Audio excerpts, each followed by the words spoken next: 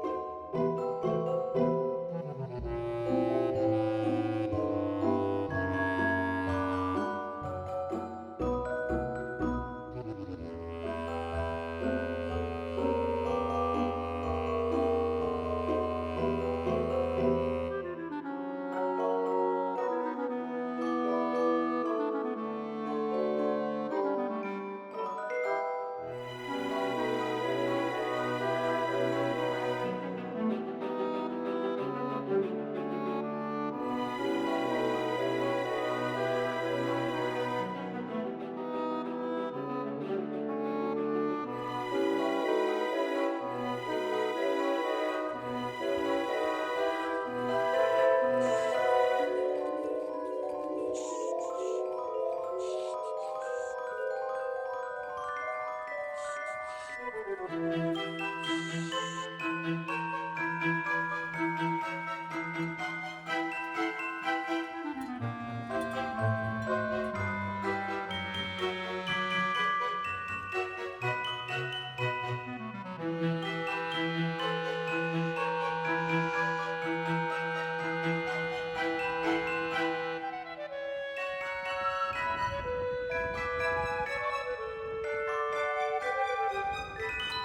you.